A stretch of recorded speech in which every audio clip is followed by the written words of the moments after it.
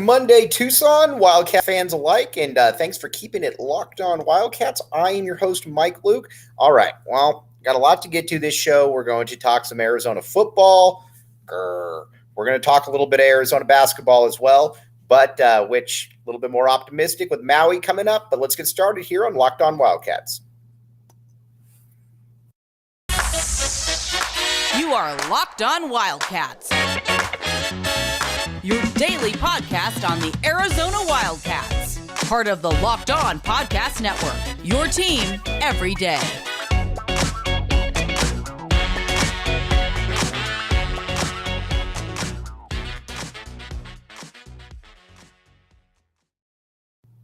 Thanks for keeping it locked on Wildcats. I am your host, Mike Luke. All right. Now, I guess let's talk about Arizona football first. Let's get this out of the way.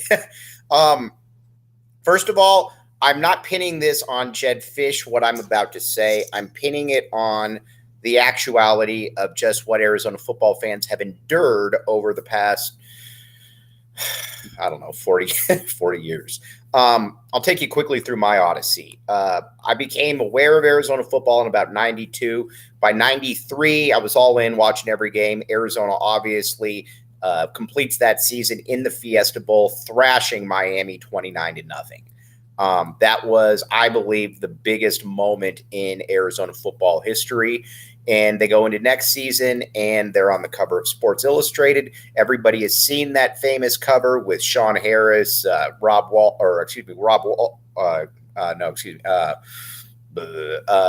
Bruschi, Hoffman, all those guys, Brandon Sanders, Tony Bowie, and Arizona underperformed. They go 8-4. I don't think that that's really what anybody thought that was going to happen at that time, but Arizona did. They went in there and they went 0-4.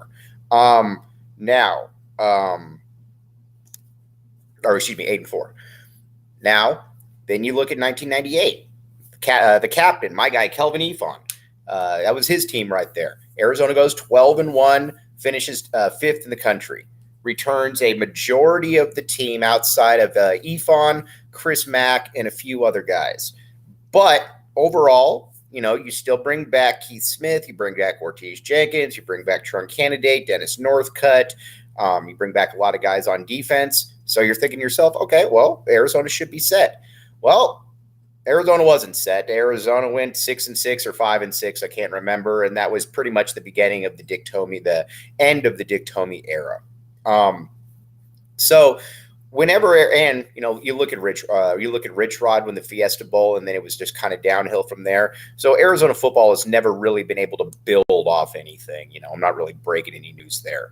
But so I don't pin any of this on Jedd Fisch per se, because Arizona fans are a scarred bunch to put it mildly. But when Arizona when these fans do show up for a game, they didn't show up for this game, so I can't give them any credit for that. But when Arizona has gotten up for games in the past, there's generally some form of a letdown. And that letdown happened in a big way against Oregon earlier this season. We got Pat Crowd, and that game was over before it started. Then after taking out UCLA in a very impressive manner, UCLA again, probably not as good as that top 10 ranking, but they're certainly a top 25 team. Then if you win against Washington State and ASU, you got an opportunity to go bowling. And what happens? Arizona falls into the pit. Basically, this game against Washington State, it was kind of over before it started. Obviously, I was sitting up there with Shear in the press box, and the first thing we're like, this doesn't look good. And, by the time that it was, 14-0 or whatever the case may be, it just didn't feel like Arizona had any capacity to get back in that game. And quite frankly, they didn't have any capacity to get back in that game. So, that to me, it wasn't necessarily a total letdown, because again, I thought the defense played pretty good football. I can't really complain about what the defense did out there. But the one thing, though, is that Arizona also did not, how do I put this? To put it mildly, on the offensive side of the ball, Arizona played very poorly. Arizona was, quite frankly, awful. With when it comes to Arizona,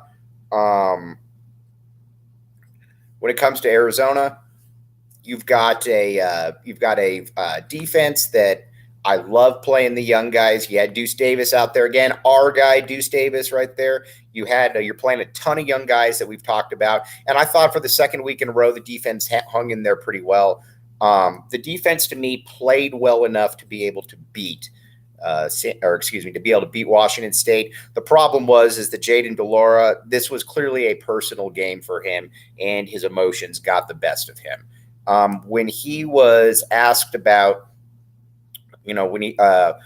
first of all, everybody saw what happened on the sideline with him and with Dorian Singer, which was obviously a terrible look. Nobody likes seeing a quarterback hit the wide receiver. Now, again, I don't think it really means much because Dorian Singer still accumulated almost 180 yards on the field. So again, that's, take that for what it's worth. But de Laura with the 4 picks did not look good.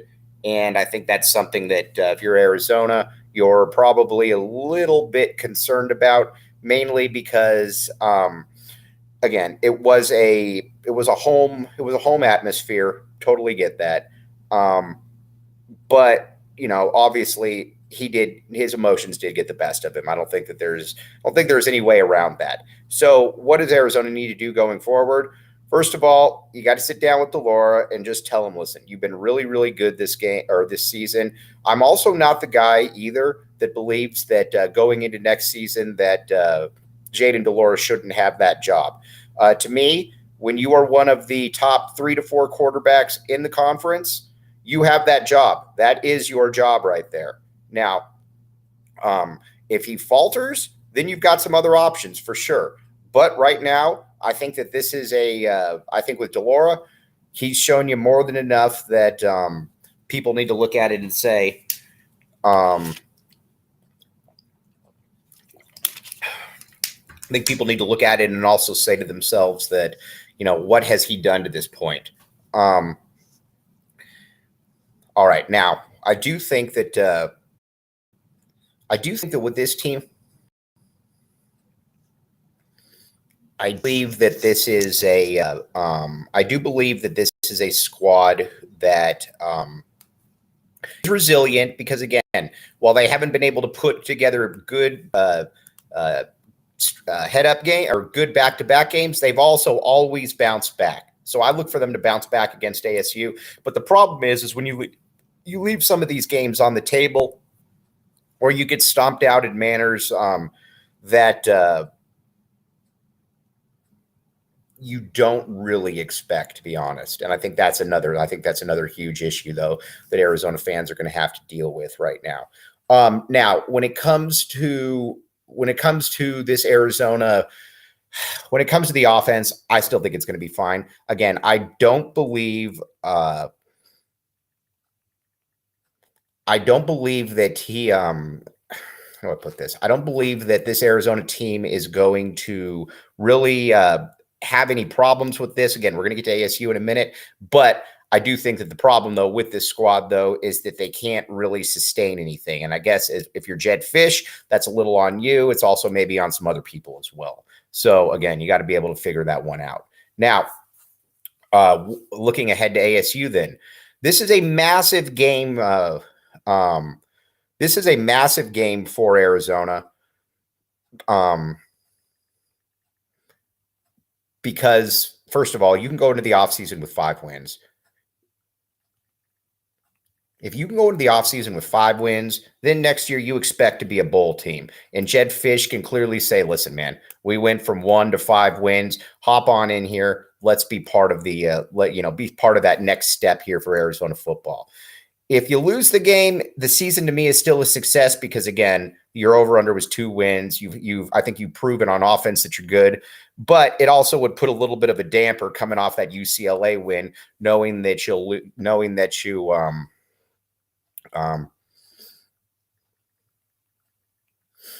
what you could have done.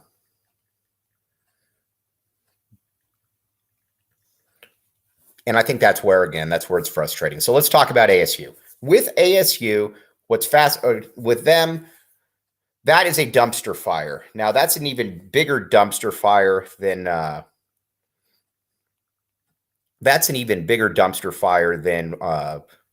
anything that Arizona had, because you also have possible sanctions coming down. Now, again, they probably won't be huge, but you're gonna, it's always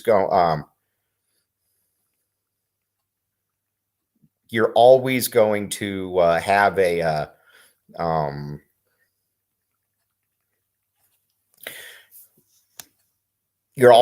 do I put this? With ASU, there's this. You put in Trenton Bourguet. Trenton Bourguet is better than Emory Jones. The problem with Trenton Bourguet is he's also a walk-on. He's from Tucson. We love the fact that he's from Tucson or Marana, I guess, depending on how you want to look at it. But this is a game that Arizona should be able to win. Keep in mind, here's the things that ASU has going against it. ASU is also, this is their last game of the year. This whole coaching staff is likely to be out. There's going to be massive roster turnover. So, and again, a lot of these guys, this is their last game. So sure, they want to beat Arizona, but I also think a lot of them have checked out as well.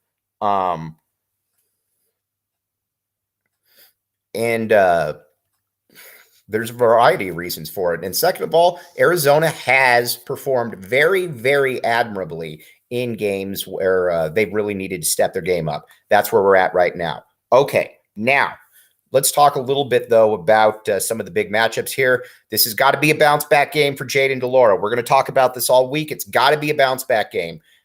He's had a very, very good year overall. Again, there's been a few stinkers, but overall, he's been very, very good.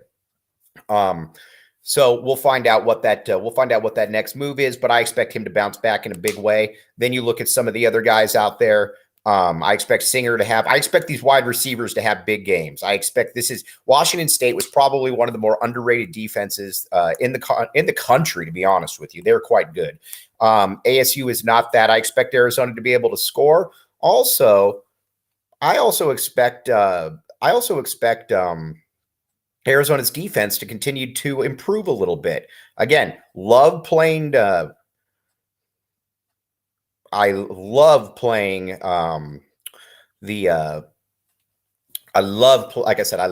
all the young kids out there. I think that they're going to be able to get after Bourguet. I look for Arizona to win this game. I really do. Now, again, you could say to yourself, Mike, you said that last against Washington State. I did say that against Washington State, but I was wrong. I look for Arizona to win this game. We're going to break that down in a lot more detail coming up here. But a couple things, though, that we got to get to first. Now, let me find the reads right here. And let's see here if I might have to click out of this for a second. SimpliSafe and Nissan. All right, sorry about that. I'm back. All right, SimpliSafe. All right, SimpliSafe.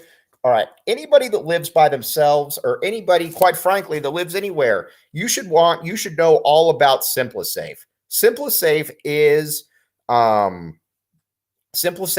absolutely something that we should all be relying on. Now, here's the deal. If you thought about securing your home with home security, but have been putting it off, if you want to listen up right now, Locked On listeners can order the #1 rated SimpliSafe home security system for 50% off. Again, that's 50% off. What a good deal is that?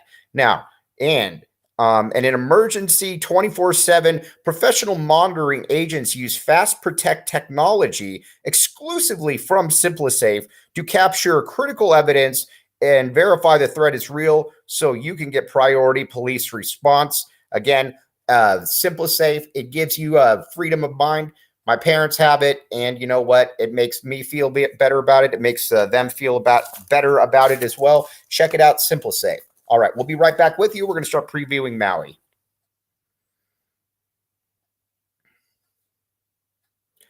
Thanks for keeping it locked on Wildcats. I am your host, Mike Luke. All right, now let's talk a little bit. About Arizona in Maui. I think the one thing that is very fascinating about this team is right now, Arizona is, they looked really, again, they destroyed the teams that they needed to destroy. I think a lot of people are down on them because I think a lot of people are down on them because, well, I guess a variety of reasons. But or because of the second halves of games. I don't get that because as I've said before, this is a team that when they get up against teams, they're going to when they get up against teams, sometimes you're going to let the foot off the gas a little bit. Again, I don't love letting the foot off the gas. That's certainly not something that I'm here to say, yeah, that's a great aspect of Arizona, but it's also something though that I can live with because when you get up 30 points, I'm going to be okay from time to time with Arizona.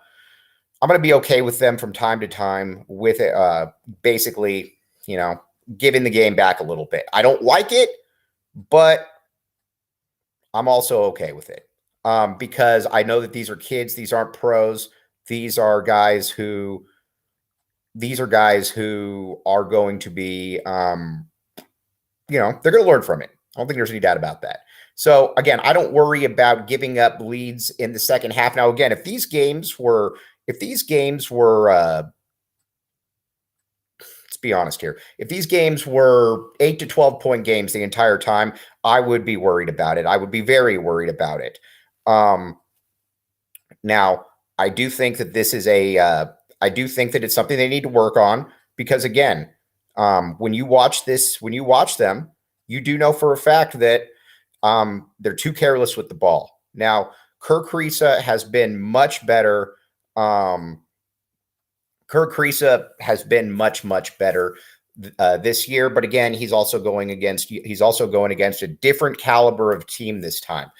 With all due respect to the Southerns, to the Utah Techs, to all those teams, this is a different brand of basketball that you're about to play. It starts with Cincinnati.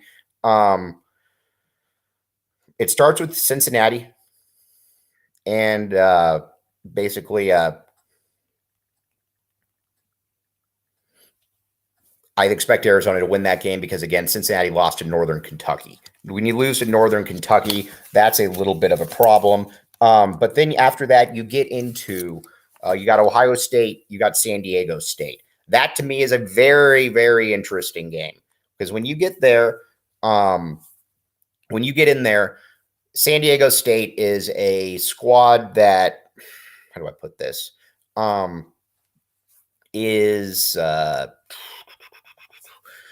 They're top 20 team. They're going to be physical. They're going to be pound on ball defense. And that's where I think Kirk Risa, Pella Larson are going to get tested. And that's where I'm excited to see them get tested. Arkansas, much the same. I really hope that Arizona does end up playing Arkansas.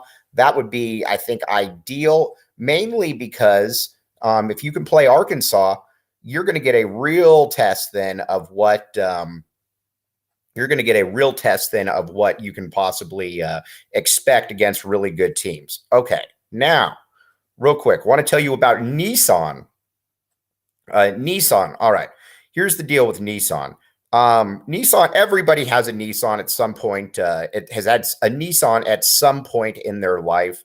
I'm not really breaking any news right there. It's they're reliable cars, and you don't find a lot of people that have any problems with Nissan. Now, this, though, is interesting. Our partners at Nissan have worked with us to create a new segment across the Locked On College Network titled Thrilling Moments. All right, Thrilling Moments. Our thrilling moment right here is going to be when Arizona played ASU back in the late 80s, and Chuck Cecil returns a pick six for the house to secure the win. That's what we're hoping for here against ASU coming up. But again, with Nissan, this segment has been inspired by the thrilling new Nissan designs featured across Nissan's new line of vehicles. Pursue what thrills you with the new Frontier, Armada, or Pathfinder, available at nissanusa.com. All right, let's take a quick break. Thanks for keeping it locked on Wildcats. I am your host, Mike Luke. All right, now we're going to be back with you tomorrow talking some Arizona hoops. Obviously, Maui Invitational will be in the books. Then we're going to talk, obviously, some Arizona football as well, do some previews as well. But as always, everybody out there, have a great week. This is Thanksgiving. This is Turkey Week. We will talk to you soon. You've been listening to the Locked On Wildcats podcast.